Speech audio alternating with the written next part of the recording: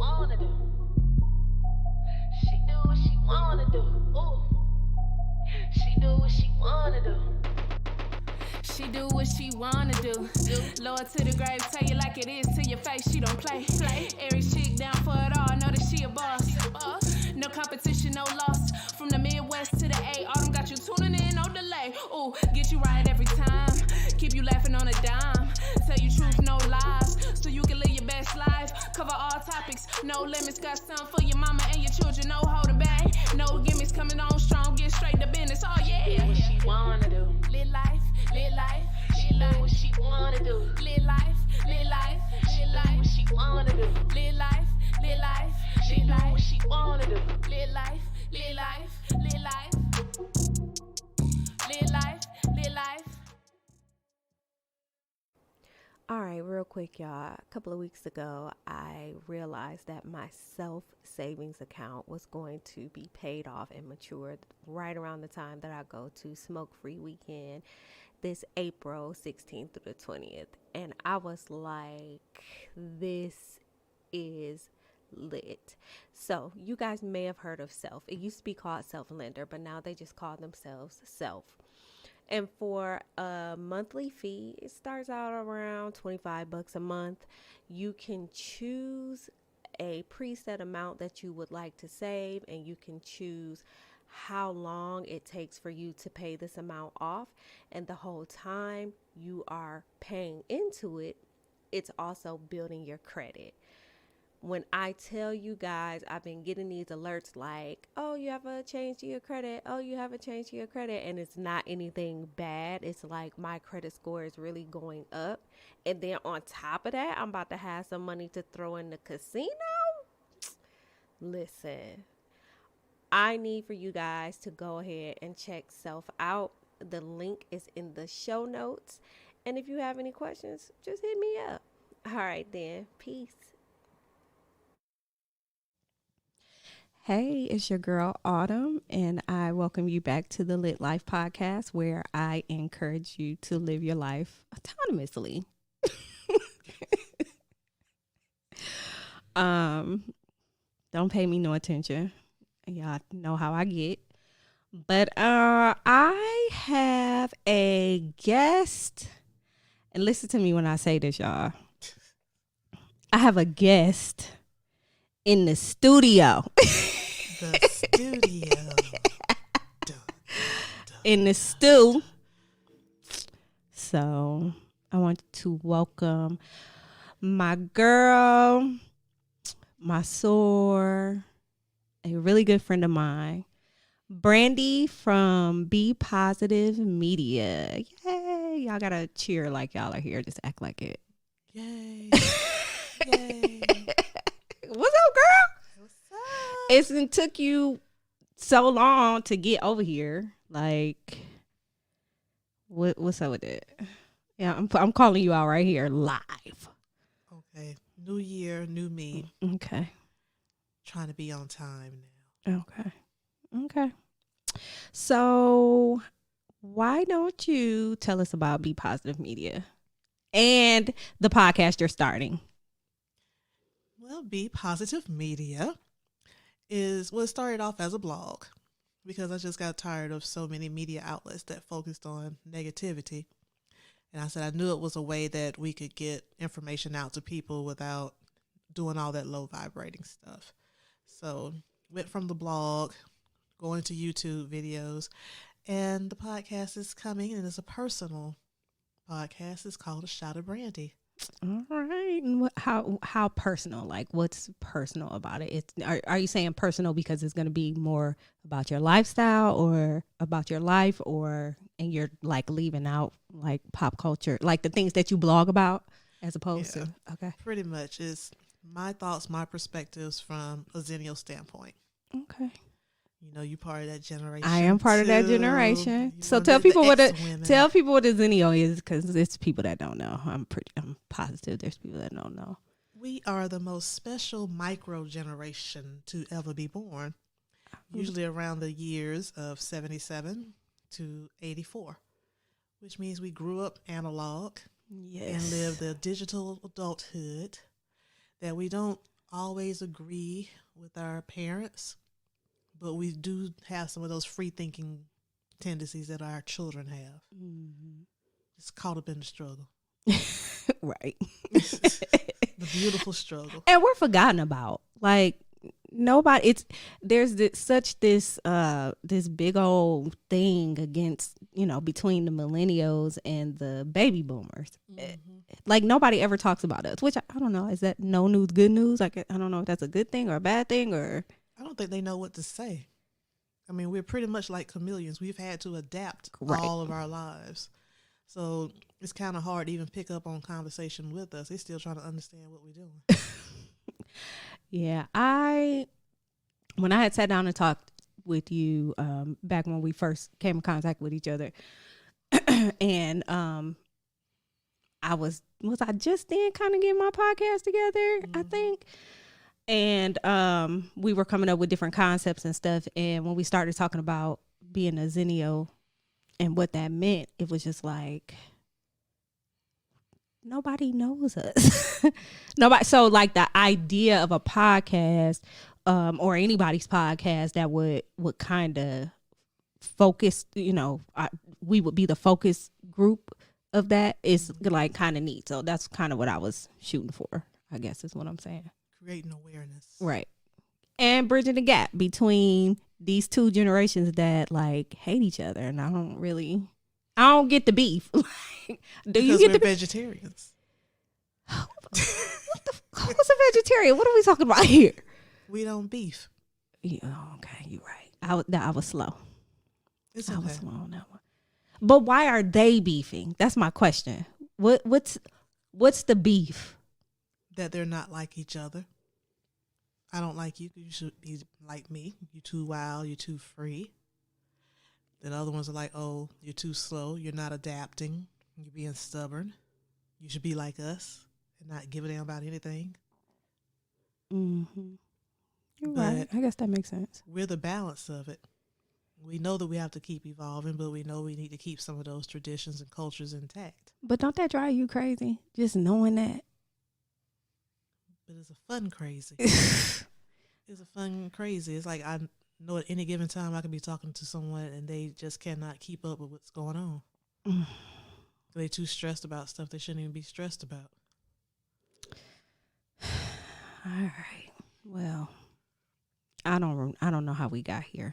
So I'm just going to move on because I don't even know where all that came from. But it was beautiful at the time. It really was. It made sense to me. So, okay. But, that's what it was. You were talking about your blogs and your podcast. Mm-hmm. So, at the end of the show, I'll ask you for your handles and all that good stuff so that the people listening can get that. I'll put in the show notes, too. It's a new year. I mean, we still into the new year. Did you make any resolutions at all? Did you anything that you feel like you're trying to do in 2020? What's up? I mean, I'm not really a big resolution person. I set some goals. I smash those. I move on to the next set. Right. If I was to set resolutions, I would say that I done fucked up already. Oh, damn. I mean, what? I had some gluten. The sweet tooth still there. Yeah. Still haven't gone out on a date. Yeah. All the things I said I was going to give up and try and all that stuff. And that's why I don't set them either.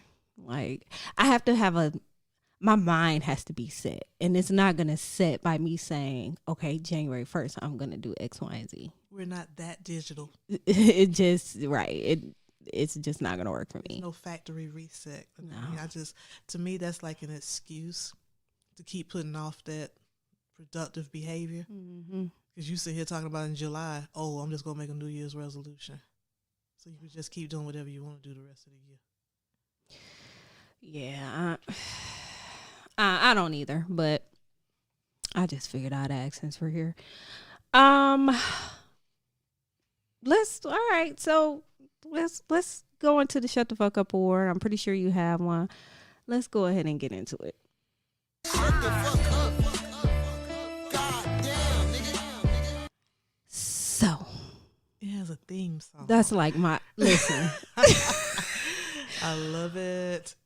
When I saw that come across on Twitter, it's a video. Okay. Actually, it's like a whole music video. I think I've been able to sit through the actual video like once. Like I haven't been. It's. I bet it's hilarious. It's bad. It's so bad. But that ending part, when somebody is telling somebody to shut the fuck up on Twitter, I fall out every time. I was like, let me download this. And look, this thing came in handy. I've had it for years. This thing came in handy. So anyways, for those of you that don't know, the Shut the Fuck Up Award is an award that you can give to a person. You can give it to a collective group of people. Anything, whatever you want to tell to shut the fuck up. So I'm gonna let you go first since you're the guest. Make sure you talking to the mic. Okay. So is there like a medal award that we're going to present to the people? Okay. So I've been saying just yesterday too, I said I need to have an actual like award. Like I need a pendant. So we could be holding it while we're right. I'm gonna have to get one. Yes. I'm gonna have to get one. Here, use this. Okay. Okay. This glorious Shut the Fuck Up Award, sadly, on this day goes to TMZ. Oh, man. TMZ reminds me of what it's like to be a Xennial. When I was younger, people had the courtesy and the respect to not worry about what's going on in someone's life.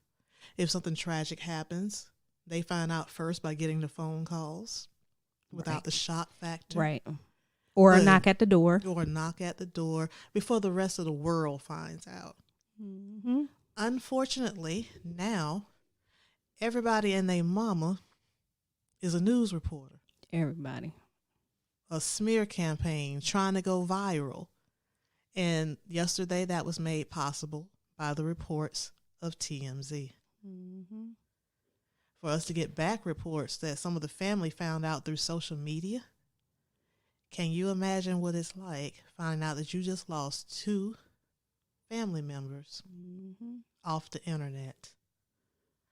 And therefore, today's Shut the Fuck Up Award, and probably for the next few weeks, until I just let this go, goes to TMZ. That was perfect. That was perfect. You didn't even play the wrap it up music or anything. I was doing good. I was on time and everything. Right. I mean, you did. That was like, you're natural.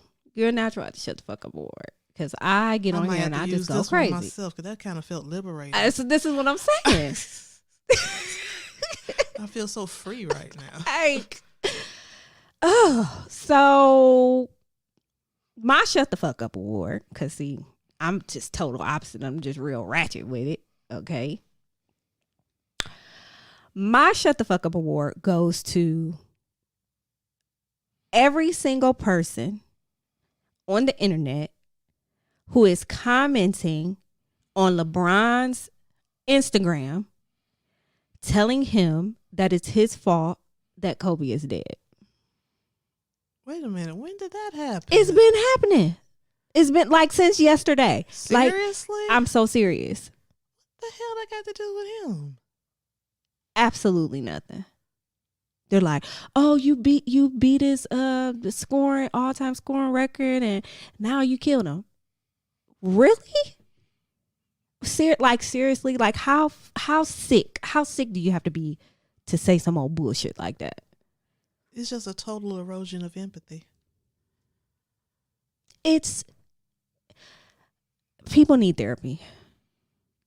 People need Pretty therapy. much. Medication. No.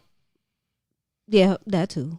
But maybe it locked up in somebody's room, because that is just sickening.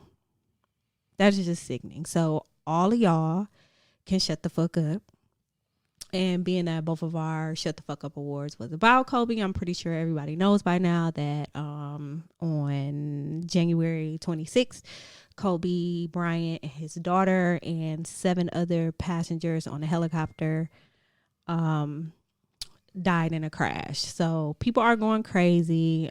Today, the day that we're recording this, is the very next day, and it's been very, very, very somber. It's still shocking. Like I think everybody is just still kind of in a shock. It's pretty sad that we won't get to hear his Hall of Fame speech. Yeah. Like, it's just, it's bad. It's bad. And so Kobe was our age. Like, yeah, he's 41. Right. Like, we literally grew up watching him develop. Yeah. It's like the people who are watching LeBron, which we were part of that too, but like the younger ones that are watching LeBron. So people are heartbroken. Like, just Twitter yesterday. And I usually, when stuff like this happens, I usually disconnect completely. Like, I'll disconnect from, I already really don't watch TV like that, but I probably would have just turned The Office on, you know what I'm saying, and watched all those repeats. No internet, no nothing, no Facebook, no Instagram, nothing. But for some reason yesterday, I stayed on Twitter. I couldn't pull away. It was like I was afraid to miss something, but I didn't want to see it. You know what I'm saying? Like, certain reactions from certain people, but it's just like, oh my. You wanted the actual facts about what was going on, not an overload of opinions, conspiracy theories, the hatred, the true colors. You just wanted to know what happened. Yeah. Like most normal human beings. Yeah. Like, not not blaming all other outside factors and people. Like, just jumping to conclusions. It's just, I don't know why are people like that? Like, why can't I mean, the man just, like, 9 people just died in a damn helicopter crash. And you get on the internet and say, you killed Kobe. It was foggy. According to the news, it was foggy, and they hit a cliff or something, like a mountain or something. Something like that happened. It didn't have anything to do with LeBron James. I don't think he's that powerful. I mean, come on. And why would he?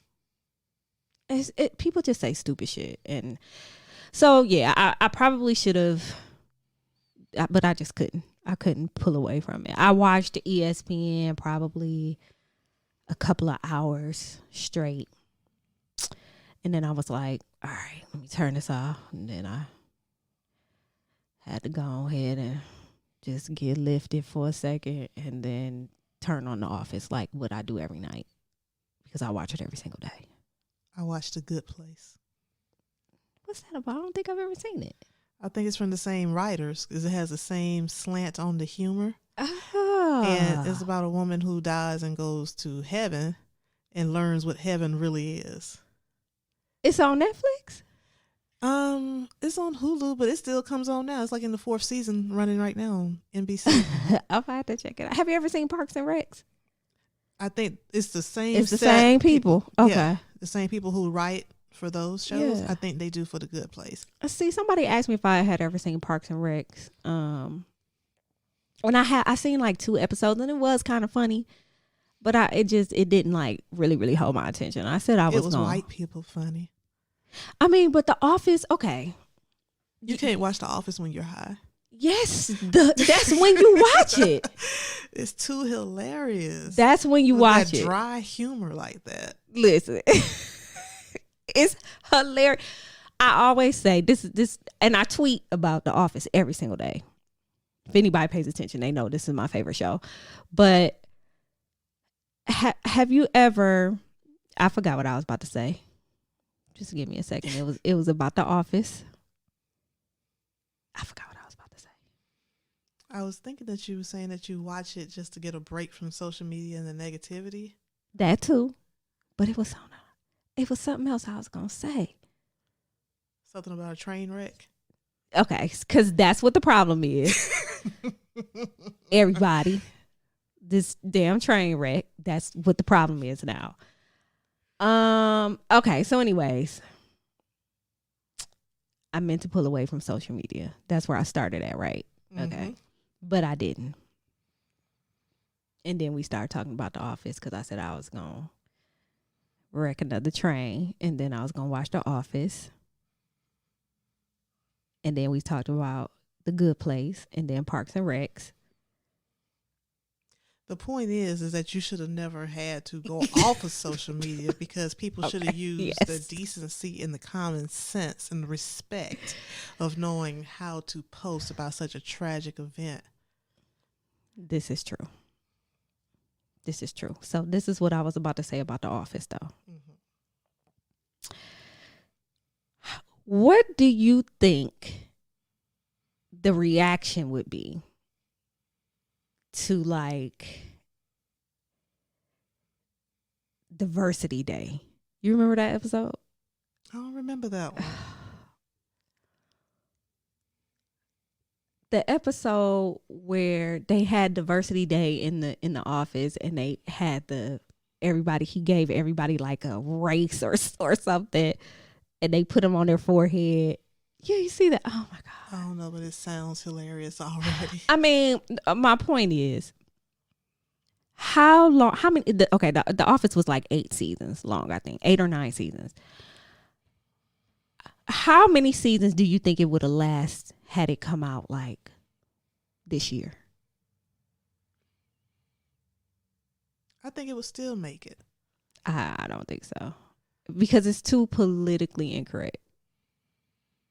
It's too. But that's what they want on TV now, is that shock factor. Girl, please, damn, Twitter would have got The Office up out of here with the quick. Oh, that it would have been canceled with the quickness, because Michael Scott is he kind of racist and don't even realize it. He's sexist. I mean, he does everything wrong. He does everything, but it's so funny. Like, why is it so funny? But these, girl, please, the Twitter cancelers. Go back and watch it, girl. You gonna be rolling. I'm telling you now. So, anyways, moving right along. We don't have a format, by the way. So, anyways, we're gonna talk about power. See, it's a big rich town. It's a big rich town. Well, we got one episode left, right? The final episode. We got the final episode left. So, I want to know how you feel about the series overall. Like, collectively, all 6 seasons. How do you feel about it? I enjoyed it. For a person who tries not to watch a whole lot of television, it was something that I definitely subscribed to. Mm-hmm. And the time flew by so fast. I can't even believe it's been that many seasons. Right. And I think that 50 and Courtney did an excellent job in the writing. It was, opposed to what some people are saying, I think that the story flowed well. Okay. I understand what's going on here in the last season, that they keep going back to the same day, telling it from different perspectives. And for those who had a problem with that, you could tell they don't watch Power Confidential, where she explains this after every episode. That that's what's happening. I don't watch it. So, that's basically what she was saying, is that it has ended pretty much. They're just bringing it from everybody else's perspective. Mm-hmm. And in that episode, they're telling that person's backstory to let you know from beginning to end who they are as a person. Okay. Yeah. I liked it. I thought that was creative writing. I've never seen anybody else in a series or a season like that, just retelling the same story from different perspectives. Mm-hmm. I think that the season 6 is, I think it's coming together well. Like, I know when I first saw Power, it was probably like already a season in or something. But I started it from the beginning, and I was like completely blown away by it. I'm like, oh man, this is a good ass show with some good writers and some good actors, and they blackety black and you know what I'm saying? Like, I'm like, this okay, they sexy, like, okay, go. They had a lot of sex. It was a whole lot of sex. Everybody's in heat. Whole lot of killing. But I thought it was It was a ghetto Game of Thorns. See, I've never seen Game of Thorns. Thorns? Did you say Game of Thorns? That was train wreck.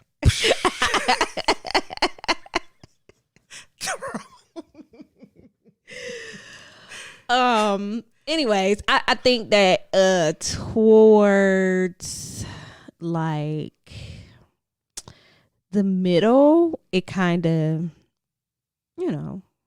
kind of leveled out a little bit. Like, I mean, I guess it was still a whole lot of killing, I think, but showing more of the human side. Yeah. Versus this is just not a show about drug dealing. Drugs and killing, right. So it leveled out, and then I think it, like, season 5 and 6, it just kind of ramped back up. So it's going out with a bang. I mean, she already said there's going to be 3 spinoffs coming from this. So is it 3? Okay, so tell me. Like, so I know it's Power 2, Ghost or something like that. And then what else?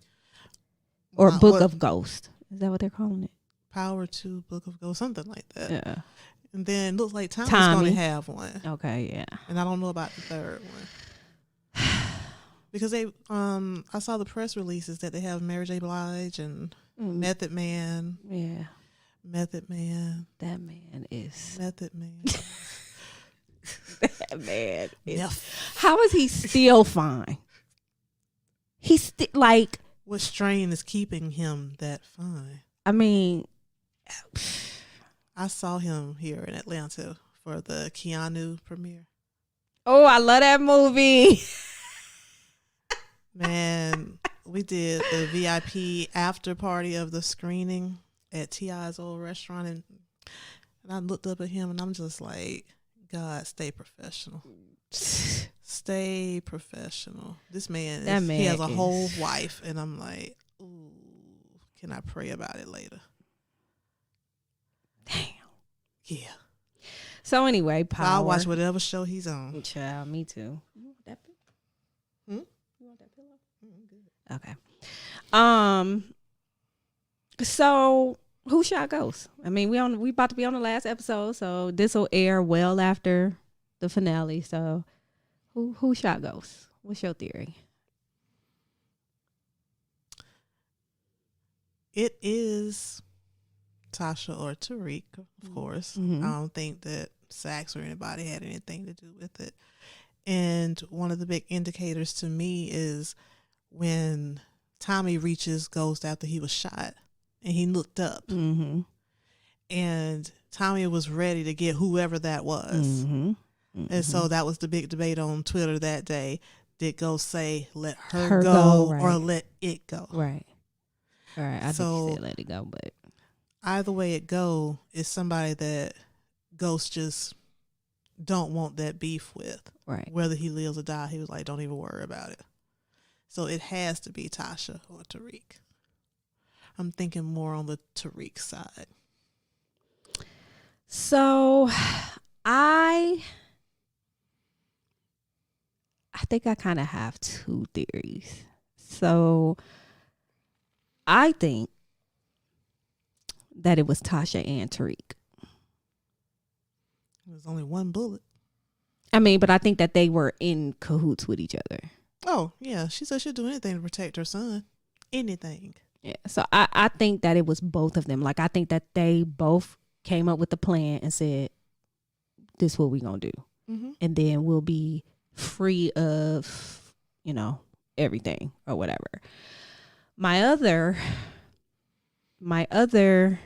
thought, especially since we have spinoffs coming, is that he's not dead still. Like I just don't want to believe it, but that he set this up for everybody. Like he just set it up that way, and then now he's gonna be dead, and they're gonna show up on Power 2, like alive, away somewhere on the West Coast. I think that everybody's holding on to that right now because he is the story. Correct. So how like, can you how? imagine the story continuing Exactly. without him? It's like I can't. watching the Smurfs without Papa Smurf. Exactly.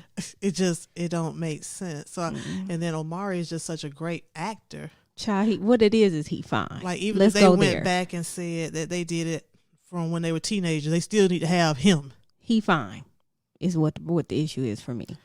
But he's more than just fine. You know, he's sapio fine too. You know, he's a spoken word artist and he has a podcast and he mind sexy too. I mean, but his body though, like I can't get past that part right now at this Are moment. you in heat?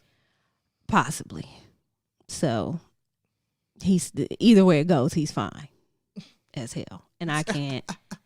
I just can't see it, because like you said, he really is the story. Everything revolves around ghosts. No matter how do you spin that story? I'm curious to see how this Tommy thing will go. Like I'm curious because I don't know. Well, he's going off to California to get with a new connect and start his life again.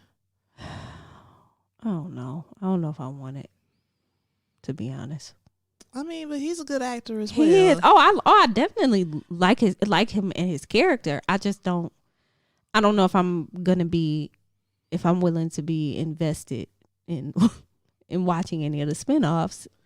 But you know, we felt the same way when they was talking about Power initially, anyway, and they shocked us. So I'm gonna give them the benefit of a doubt. Let me see what this first season do. Well, okay. I didn't even know. I hadn't known the show existed. Like I said, until like a season. Look like a good actor. Nope. He was Not way really. better than he was in Get Rich or Die Trying. Courtney did something for him. So if she could do something like that, let's see what she's gonna do with these sequels and prequels and stuff like that. Yeah, I don't know. I put the spirit of sativa in the writer's room. Okay. They're going to come up with some stuff. The S.O.S. Mm-hmm. That's what we're going to call it. S.O.S. That was funny as hell once you said it.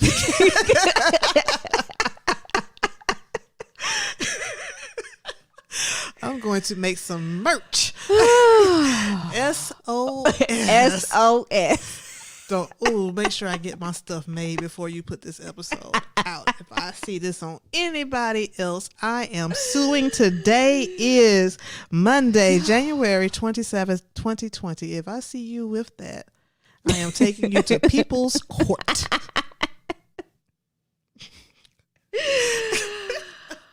Oh, I love it. I need to start being like this on my podcast. Yeah, I'm trying to tell you. So yeah, those are my two theories about Power. That's all I really got on it. I mean, it's about to be over. It's kind of sad. But it's kind of like there's nothing else really that they can tell. That's another thing. That's why another reason why I don't really understand these spin-offs. They can tell us where the hell Yaz was half the show. She worse than the little girl on Family Matters. She went up the stairs one day and never came back. Like we haven't seen her since what, third season? Like since like 12 since years what's her name old died. right Right. Like why they did buried do her that? with Raina. I'm called defects. So there is more to this story. I'm like, where the hell did that child disappear to? Where is that child? Why you only put Jesse Williams on there one time? So what was the most annoying thing about Power? Tasha. Tasha was pretty annoying. Tasha was screwing everything that wasn't nailed down. Young, old, black, white. Give it here. That ain't why she was annoying to me though. She just the decisions that she was making, and Lakeisha, bless her heart. Child. I don't. She wanted to be down for the cause so bad. And why they let her? Okay, never mind. So, okay, so you said Tasha was annoying. Well, Tariq too. I mean, because that boy can't behave in no movie or show that he's in. He always in trouble. This poor child getting death threats on his social media. Did you see that Instagram post? Girl, no. He said he has gotten over 300 death threats. Oh my God. Can't nobody stand his ass on nothing that he's on. That is stupid. What's wrong with folks? Damn Tide Pod babies. That's what it is. I think the most annoying thing probably for me was probably that damn Angela. Angela was so annoying. Everything about Angela was annoying. Everything. Like, I just... Why, Jamie?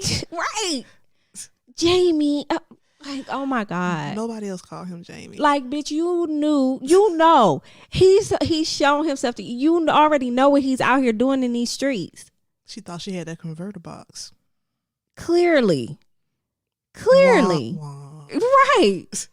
And he loved her at all. He definitely loved her, but like she was annoying as hell, and I hated it. And then to Tasha, be an attorney, right? And then Tasha made it worse because it's just like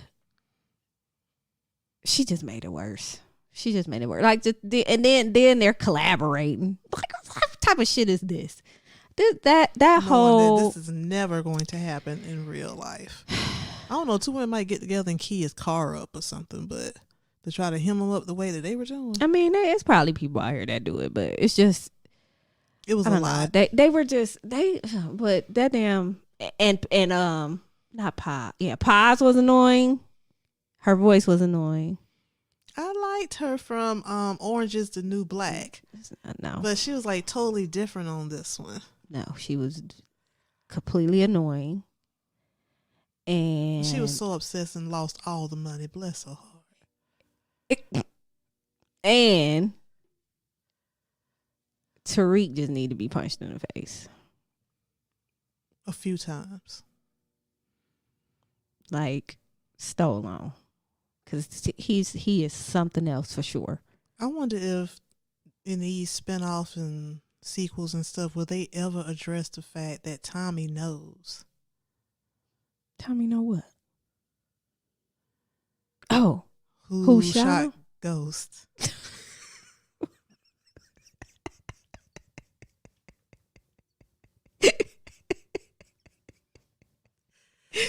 We'll tell them later while we're laughing.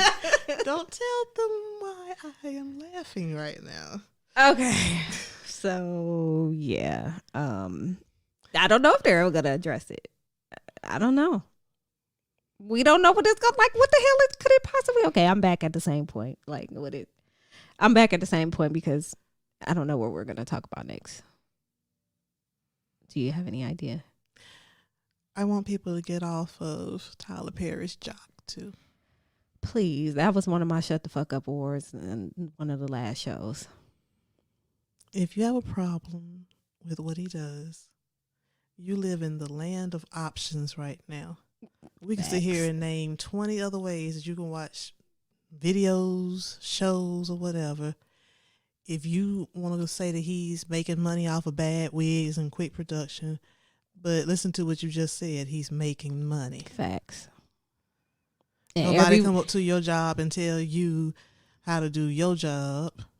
Let this man make his bag the way that he makes his bag. My thing, too, was like,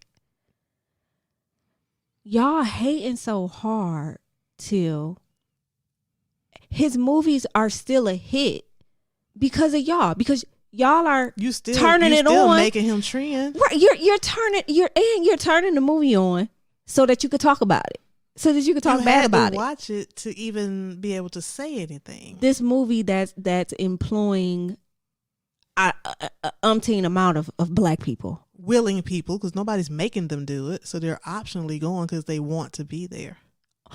On his, you might as well call it a city because he got his own damn zip code. You hating from outside the club.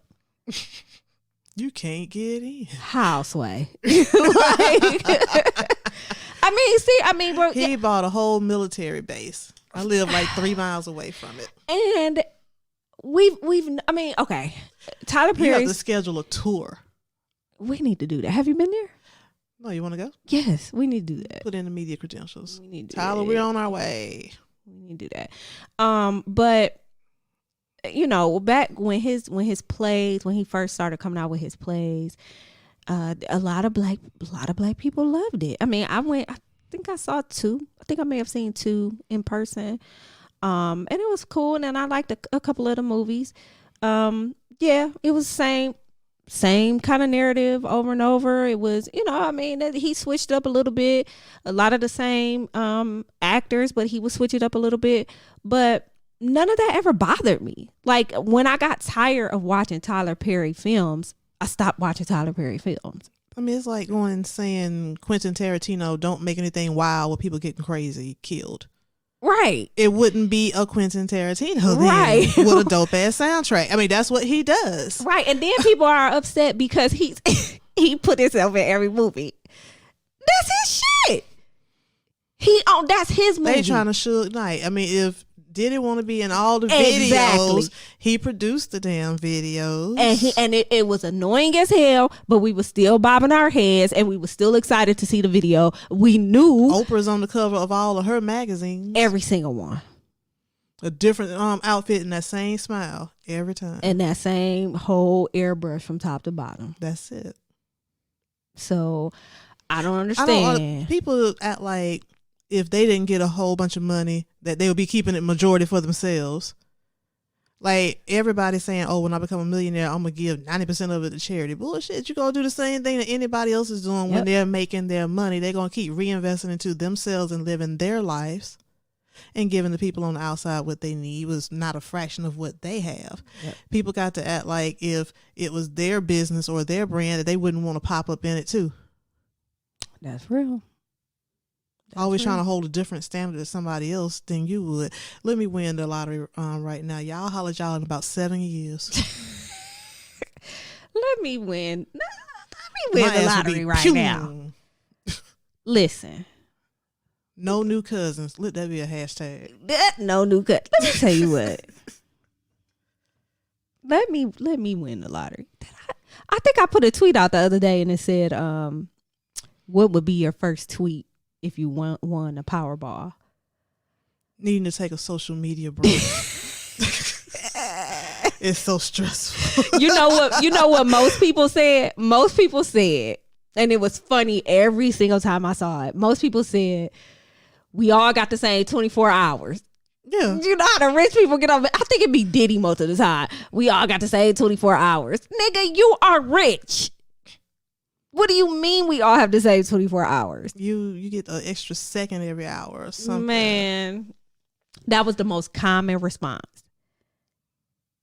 That was the most, and I think probably the next one was like, there wouldn't be a tweet. Like, I'm not going to tweet anything. I don't know what I would say. I don't know. What would I say? What would be my first tweet? That's what I'm saying. I'm a blogger, so I always talk about self-care anyway. So I would just tell people, for my own self-care, I just need to take a little hiatus from social media, detach for a little while, so they wouldn't think I went missing and then come looking for me and still find me. I just need to let them know I'm purposely not saying anything right now because I'm about to go enjoy my whole life and come back with pictures. I think I wouldn't put the information out there initially. I think I would go on as normal, aside from quitting the fuck out of my job. Would you go in there and quit like they did on that Dave Chappelle episode? Girl. You gonna push some bookshelves on some people? I quit. Why do I love quit stories? Why do I love those type of stories? And I probably would. Don't hurt nobody. I wouldn't. It ain't. I don't hate my job like that, but just the everyday of it, in and out of it. But that's probably the one thing that I would do that would, be different. I would quit my job, of course, but I don't know what I really don't know what my reaction would be. I don't, I could think like the job that I had before this one now. That would be the YouTube moment. I mean, I would need a whole camera crew.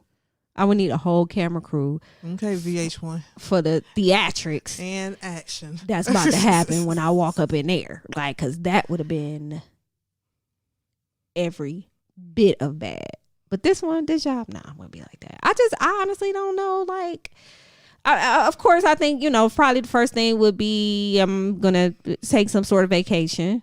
You know what I'm saying? Of course, after I get your affairs in order, you contact your lawyer, whatever, what have you. But I'm keeping my shit up under the mattress. So you just gonna be your grandmother? It'll be just my luck. I win all that money, then a damn apocalypse happen, and then they forget how much I was supposed to have. I'm keeping my shit in the mattress or in that floor TV with Uncle Ted upstairs. Girl, the house that I lived in for about 8 years. It was a couple of doors down from my sister's house. The guy who owned it, his mother used to live there and she passed away. So he didn't really want to rent it or whatever, but my brother kind of talked him into it. So he was like, you guys just have to clean the house out. So now his mom was like 80, 90 something, right? And she had like 50 years of shit in it. Girl. Was she still in there too? Her spirit? Girl, no. Hell no. Good. You know what? I take that back. Miss Helen, I think Miss Helen was still in the house after I moved in. My point is, he told me, he was like, whatever you guys want to keep in the house, feel free to keep it. If it's something you want, you keep it, whatever it is. It's like he knew what we were going to find. It's like he knew. We found thousands of dollars. Like you said, under her mattress. There were, in the closet, there was a shoebox, like a real old shoebox of birthday cards. It was probably about 25 cards in there, and each of them had some sort of money in it. To send to people? No, that people had given to her. She would just collect the money in the cards. She just put the cards in the box. Did you give the money back? He said, let me rewind. You okay? You hit the train wrecks. He said, whatever you find in the house. So is he just now learning this if he listened to this podcast? Child, if he listened to this podcast, I'm giving you $100. But yeah, he knew. So then, and there, there was thousands of dollars scattered throughout. So you paid rent with her money? Pretty much. I went and got me a new living room set and bedroom set. You gave them folks a refund. Broke my mama and my sister off with some money. It was a lot of money. But you ain't even heard the craziest part. I ain't gonna say the best part because it's not the best part. It's the craziest part.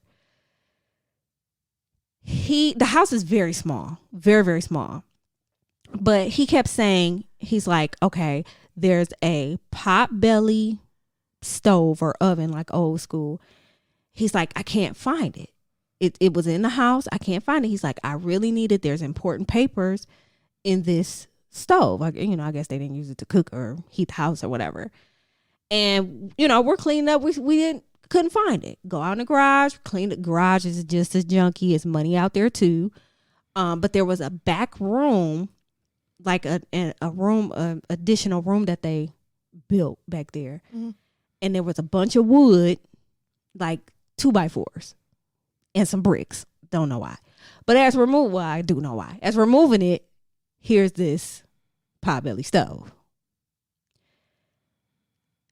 It was like, and I just want to cry when I think about this. It was like $15,000 in that stove. That's what the important papers were. They were paper dollars. So he didn't care about the money that was in the house. I'm sure he knew that there was money scattered through the house. He probably didn't know how much. He didn't know how much. But he knew what was in that damn potbelly stove. Like money, old money, little face money. Wow. And they were like in paper bags. like, you know, like the small paper bags, like from the, just full of money. just full of, girl. I'm like, y'all found what? And my brother and my sister found it while I was at work. You know what I'm saying? And I'm like, y'all found what and y'all did what? It was like, yeah, we caught him. Because, you know, he was looking for it. I was like, yeah, you right. He was looking for him because I was about to be full blown nigga. You did the right thing, bro. Don't that feel great? I guess. You had already got a refund in the house. Can't have it all, Ghost. I guess. Why not? You see what happened? Yeah, but I'm alive still until the end. We don't know yet. That's all I'm saying. You're going to end up laying on the floor. Girl, if Ghost don't get up off that damn ground, honey, on this last episode, honey, I am going to fall out. I mean, Kanan came through the flames. Facts. I forgot all about that. But you know who won't come out the flames? Drake. Oh, Drake. Yeah, Drake coming out the flames. They damn dirty. How do they get stuff like this in jail? Money. They boy barbecue got burnt. Like, bro. Like, I knew they was gonna kill him, but I didn't know they was gonna kill him like that. I thought they were gonna throw some lemon slices and everything. And look, he was straight barbecued Negro. Bro. That's a hard way to die. You cuss your mama out, then you get burnt up. The whole mama situation. Okay, yes, we're back on power, guys. The whole mama situation. He was Drake was kind of annoying to me too. So, like, just some of his mannerisms. I like how they did these backstories because can you empathize with him a little bit? His mother was very narcissistic. And his girlfriend was another one that was very annoying. When that police pulled up and he wasn't in that car within 2 seconds, bruh, that would have been the end of my episode when me and my baby drove off with that cash. Peace. But she trying to be a ride or die chick. And now she living with his mama.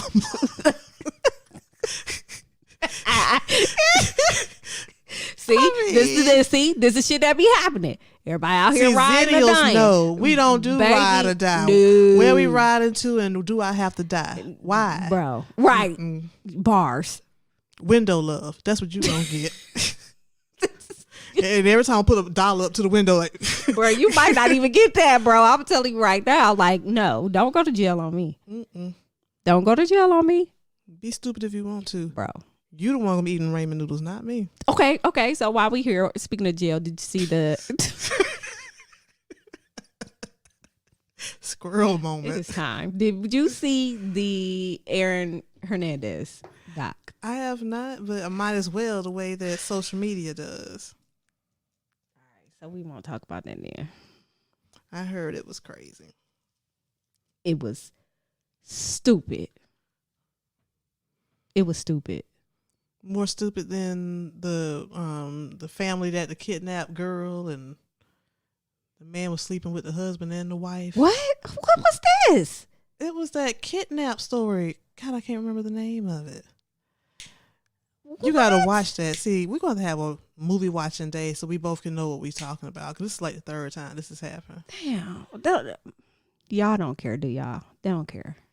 We testing out my new equipment still. That's another thing. But they're gonna tweet you and tell you that I'm not crazy. Y'all remember this documentary about this man that came and finessed the family back in the 70s or something like that, and kidnapped the girl like 2-3 times. And everybody was saying, how the hell she keep getting kidnapped by the same guy?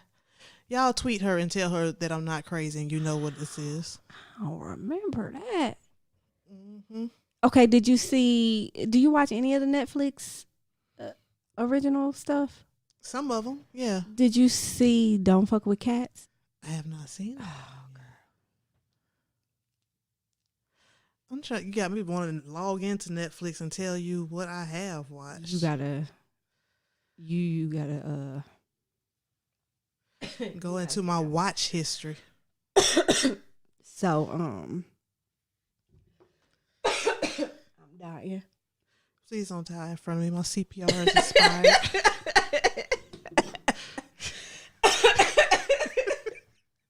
Okay. Please don't do that. traumatized. Did you see The Circle? No. I just finished that the other day. We ain't watched nothing. Okay, so listen, we need y'all. to have a watch day together and catch up. You know what I did see? What? Dion Cole's special. I ain't watched it all the way through. Oh my God, it's hilarious. Did you see Kevin Hart's special?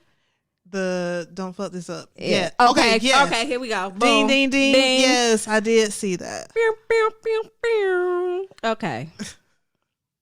I thought it was good. I thought it was too. It gave me a whole new respect for his work ethic. Yeah. And how he respects his family. And he was very transparent about that he knew he was screwing up and was trying to do better. Mm-hmm. And I know plenty of black men that would not do that. Let's not do it publicly to be watched over and over again for human critique. Right. So that was bold. I thought that the best part about it for me was the bond with his tribe. So I know that there's always been a talk of, you know, how we have this whole black man versus black woman back and forthness, right? Mm-hmm. And forever, there's always been something negatively said about men and their tribes. So like whether they are all wholesome men or if they're all hoes or if it's a mixture of it, there's always been something, seems like it's always been like a negative connotation around it, at least until like recently. So I enjoyed knowing, or, you know, hearing that story and knowing that they are like some, you know, there's some people that were like kind of turning the cheek, and then there were other people that was like, no, you're wrong, like mm-hmm. for some of these things that you're doing. And authentic brotherhood. Yes. And he would not be where he is without them. Period. He just they weren't yes men. Exactly. Probably a couple of them were. But like his trainer, baby. Oh, he don't play the radio, and that go to damn internets again, where they only played a clip of the argument that they had, right, without putting it into context, right. what really happened, right. But that was a very powerful scene. Mm-hmm. You know, that wasn't that old toxic masculinity thing going on, right? Like, oh, you wrong. You trying to handle me like that? Right. Or we gonna squash this? We gonna keep moving? Yeah. It was, and watching his wife tell her story, that was, you know, it was kind of heartbreaking. It was just like, damn, sis, like. Now you got cheated on by somebody 5'4". I mean, but yeah, you're short. Yeah. But you know them. You know them short men, for what I hear, what I've been told, is that they, you know, symmetrical. But you know, they put it down, like so maybe that's what it is. I don't know. I mean, on top of the fact that he's a like billionaire or something, I think that might have had something to do with it. But did they show? I can't remember. I know that they talked about like that first scandal, but was was that very last one in there? Like the one where he was in the car? They saw him with the girl in the car? I don't remember. That was just like maybe over the summer. And then after that is when he got in the car accident. Wasn't he in a car accident? Yeah.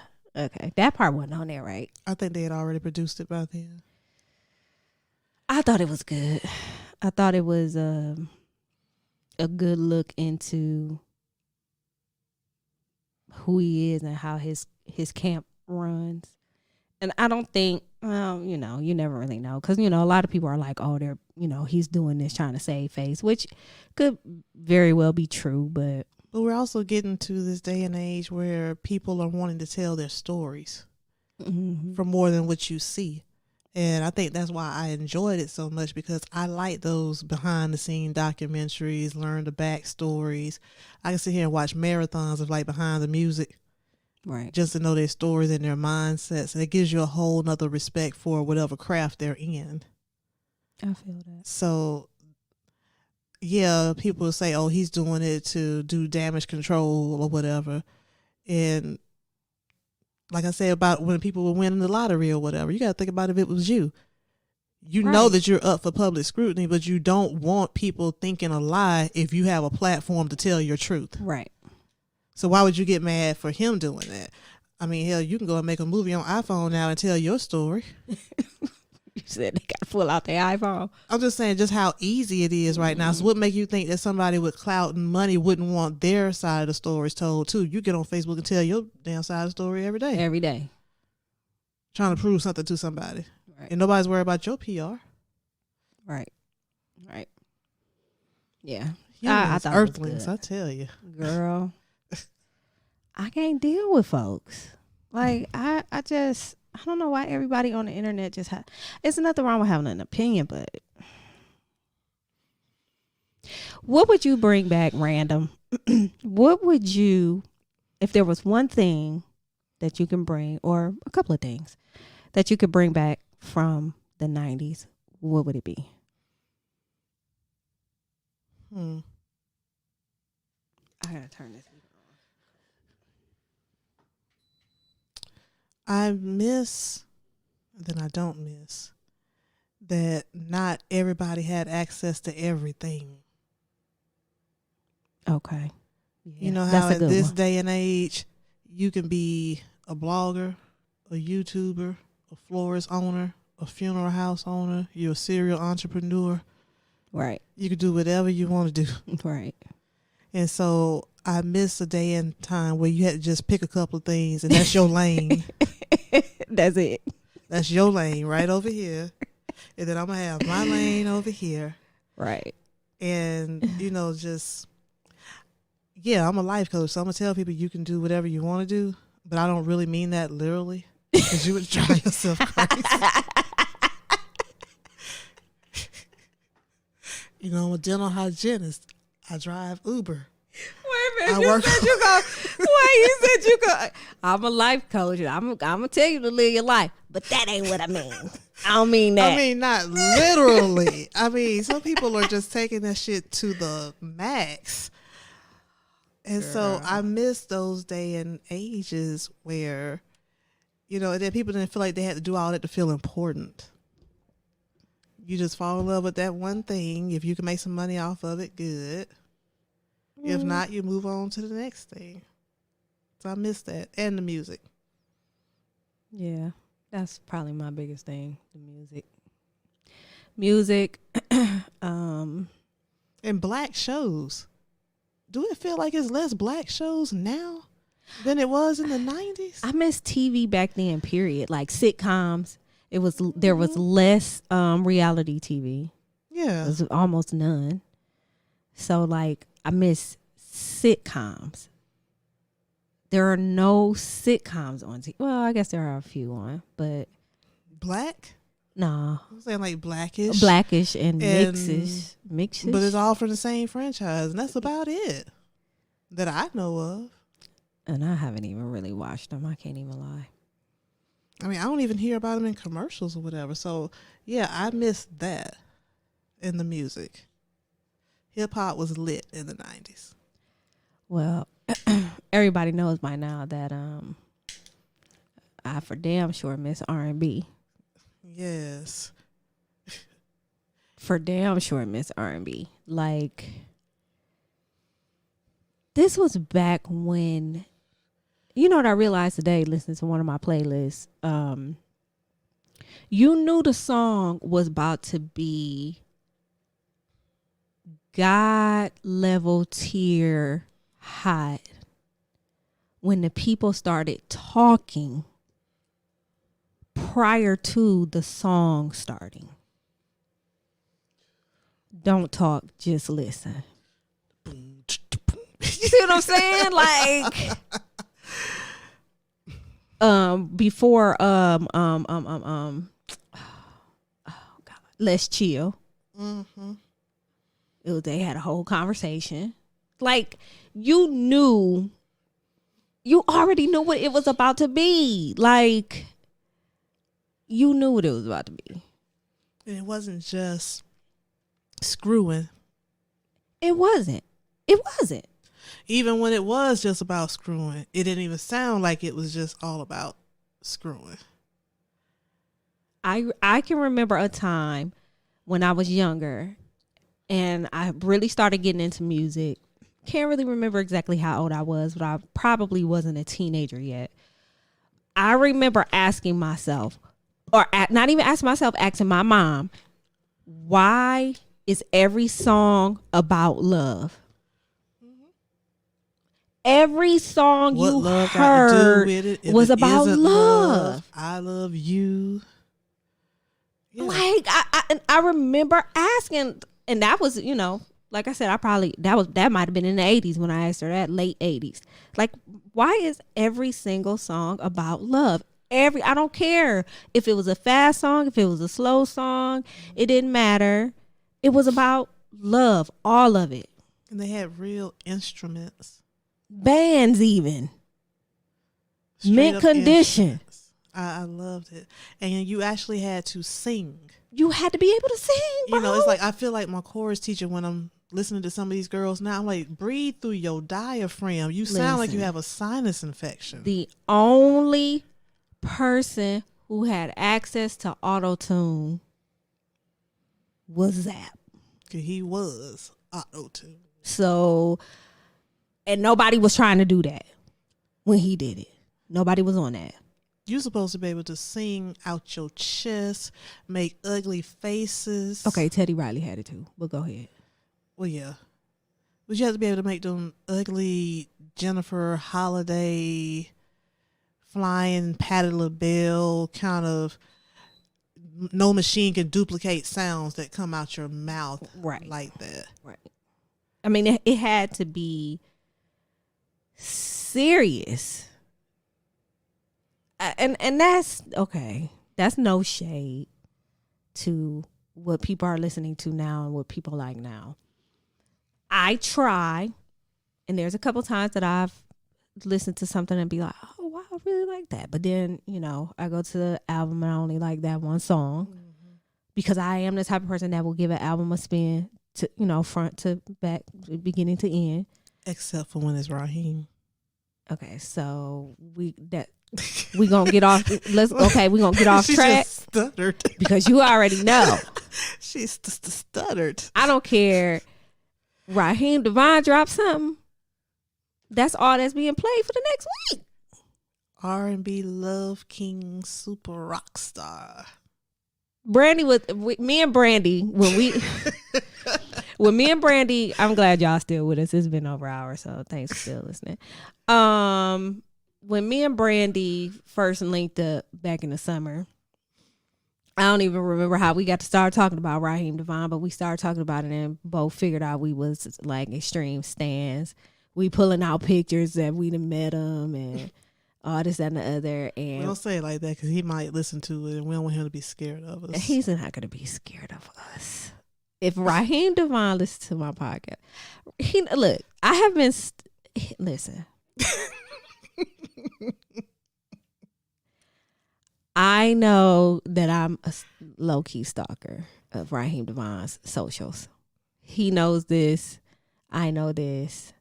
I'm still waiting on him to get back with me about my interview, my 15 minutes. Because he did retweet and say, and so this is what I'm going to do. Because y'all know he'll be here at the end of February. We got tickets. Yes, we do. I'm pretty sure we'll do the meet and greet. And I'm just going to have to pull it up on my phone. And I'm just going to have to be like, listen. All I need is 15 minutes. I don't even know what the hell I'm going to ask this man. Because I'm going to be too busy.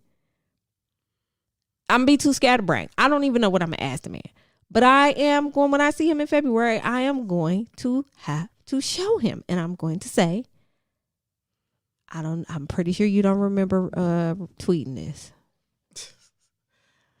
but You're gonna pull it out like, but you bam. tweeted it. Right, but you tweeted it.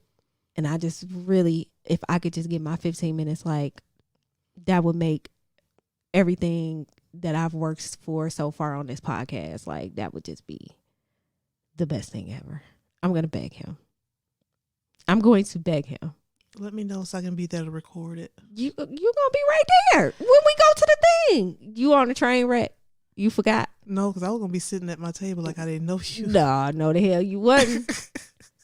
You going to be right up there with me. He can't think both of us crazy. Well, you know what? Whatever. He didn't think I was crazy last time I met him. At the Remember he was trying to calm me down, like, it's cool. Like, I know it's cool, but you're Raheem Devon, duh. Hey, you're fine as hell. Look in the mirror. Please. Yes, any Raheem Devon album, I don't care, mixtape, whatever, I'm listening to it front to back a few times. And that's what we're saying. I'm not even gonna trying to save R&B all by himself. He is, and can't get no Grammy nomination, another Grammy nomination to save his life. I don't know the what Grammys suck anyway. This is true. So I don't even think he cares. No, I think he cares, and he deserves it. He is literally, this man be hustling. Like, he's literally, I don't know, he come to Atlanta at least once a month. Him and Frankie Beverly.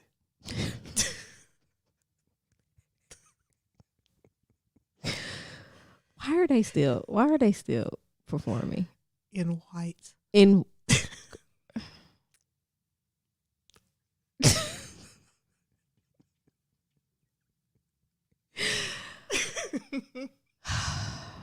Yes. So yes. Every month he's here.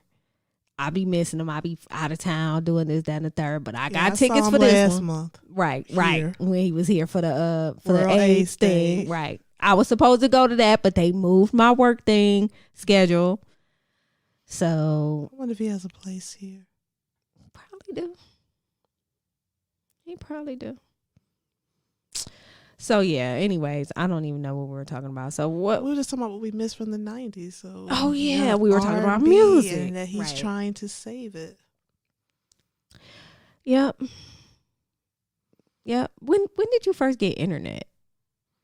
In college, like my freshman, sophomore year, I think at the library, because they didn't have it in the rooms. There was no Wi-Fi or anything like that. Right, This right. is like 95, 96. Yeah, I was just about to say that. So- I think I was just about to say my junior year. And then when I got out of college, you was trying to get the phone service with the AOL disc. Right. And Right.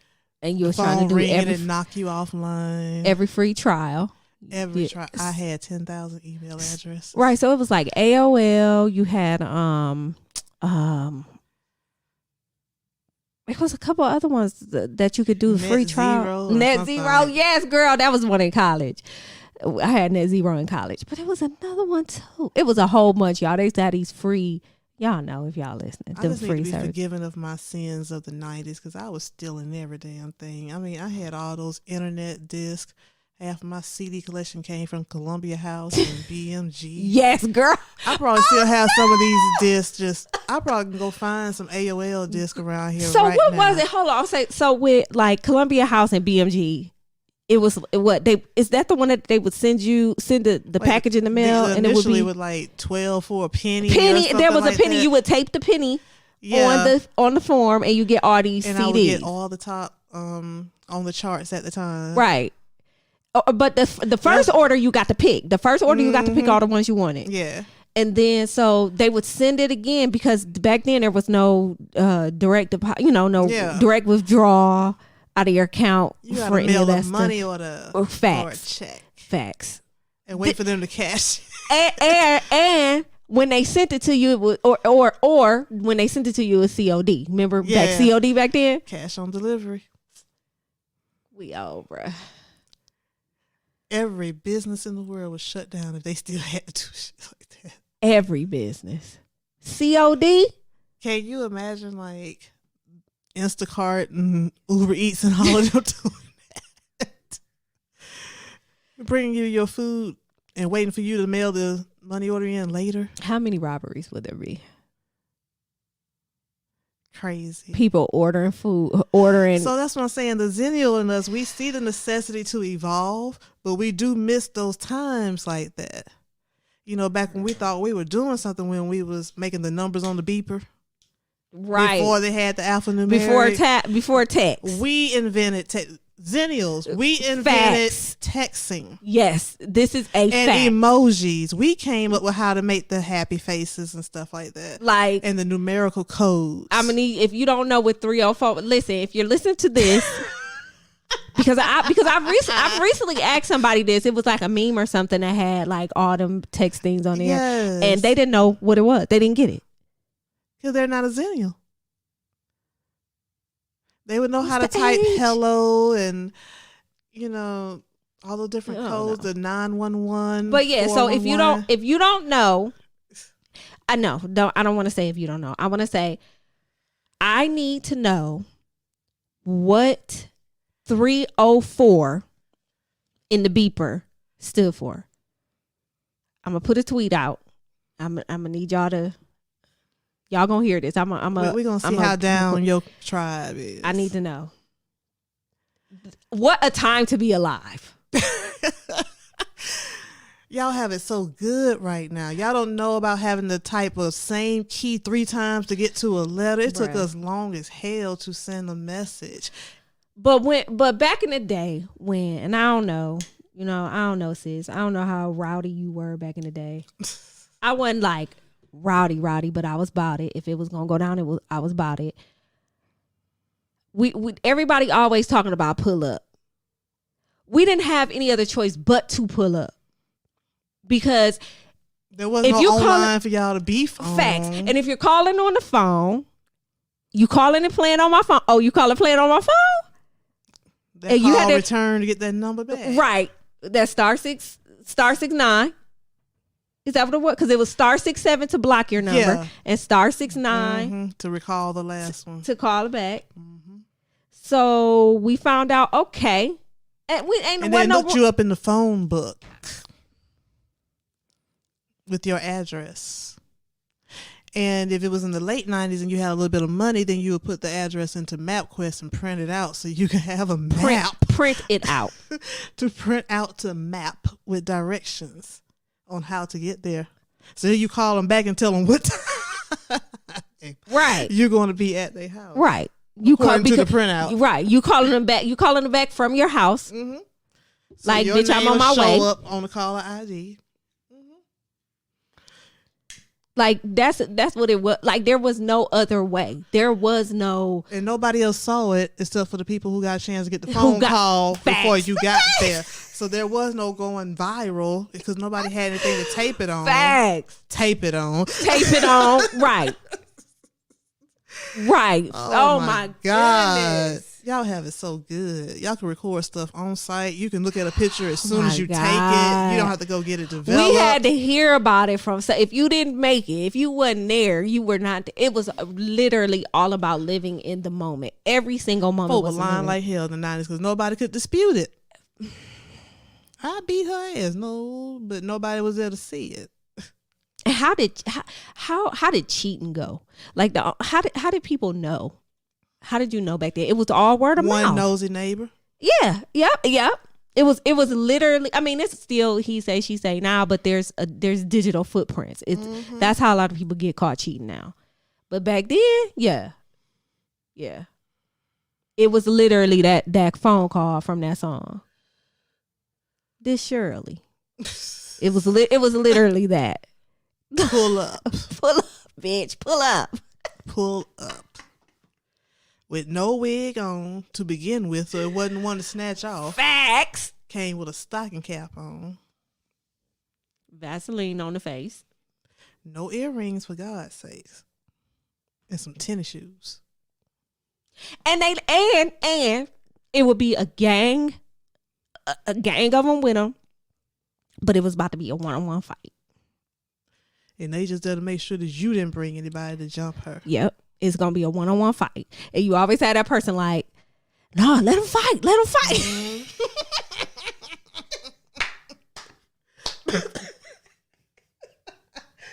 No, let her fight. Let her fight. Man, what a time. What a time. Anyways.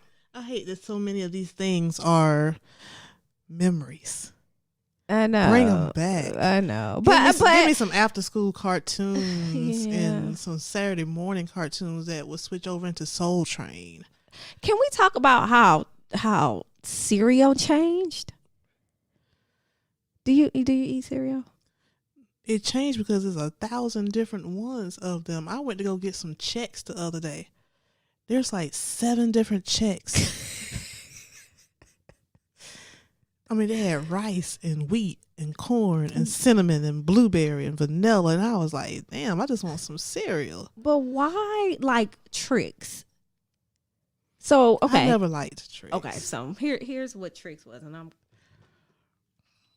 cold again, so I'm turning the heat back on. So We going into a whole nother episode. yeah, we might have to divide it up. We'll see. Cereal is a whole podcast. Right, in by itself. So Trix used to be the little fruit balls. Okay, that's one of the Trix at first. Then y'all should see me how I'm over here explaining this like I am. I mean, she's like trying to demonstrate the size. Doctor. You will address me as Dr. Autumn the Aries because that's how I feel right now with these headphones on and talking into this microphone. So the Trix used to be the little bitty balls at first. Is that how big they are? Yes, this big. And then they changed them to be the shapes of the fruit. And when they changed them the first time, they still tasted the same, but like the consistency of them was different. So they changed it back to the little balls. And then now they're back. I think last time I had some, which has been a few years now, they're back to the fruits and they taste worse than ever. And so does Cookie Crisp. Why is Cookie Crisp a mess now? They used to be like cookies. It's like a puff of air chocolate. It's disgusting. I wish y'all could see her face. She is just so distraught right now. She is so distraught. It's disgusting. Bless her heart. I feel the same way about Lucky Charms. It didn't take all that to get a soft marshmallow before. Now them things taste like damn MREs. Goodbye, Brandi. They're like marshmallow jerky that you have to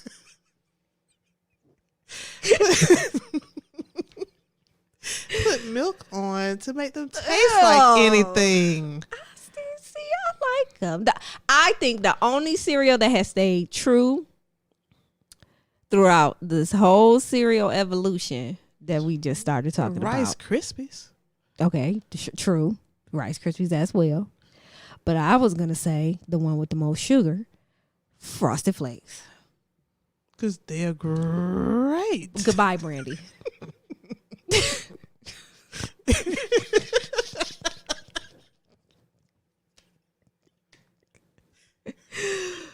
Wait, now you made me forget the other one. I was gonna say, God, dog, it was another one. I admire your passion over this cereal conversation. It was hold on. Frosted Flakes. You said Rice Krispies. Captain Crunch Berries. Now, what you do not do with the mistake I made, being fat, got that oops all berries. That shit is disgusting. That sounds disgusting. It is disgusting. But I've never eaten the one with the crunch berries. I usually get the regular old Captain Crunch. All right. That tastes like peanut butter, even though they have one that's peanut butter flavored. We done talking about cereal. Because I just don't even want to know how you've never had Captain Crunch Berries. Well, I came from a not so rich family. But you had the regular crunches? I think you can get that on Wick.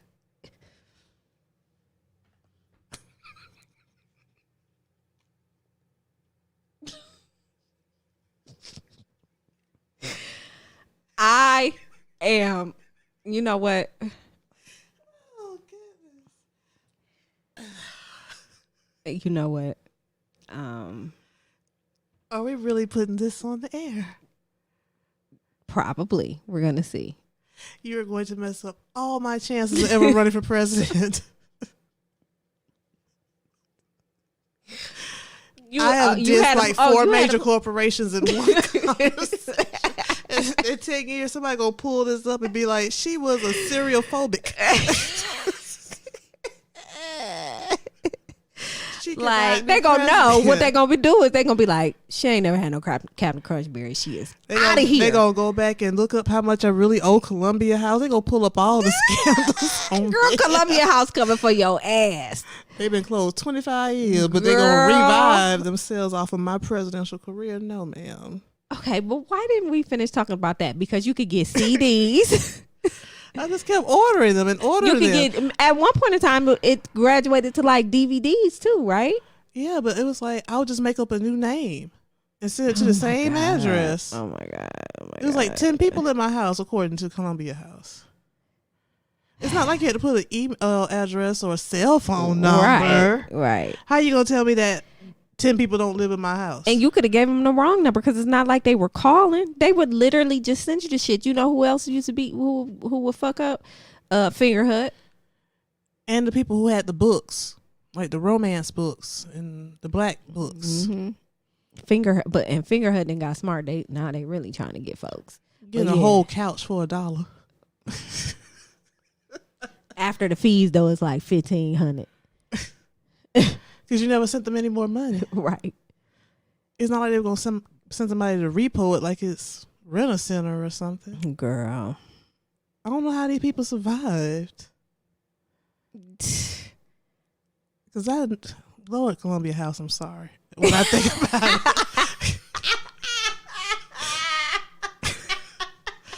it. And Lord, then I started sending them to my dorm room. I was sending them back home and getting them when I come home on break.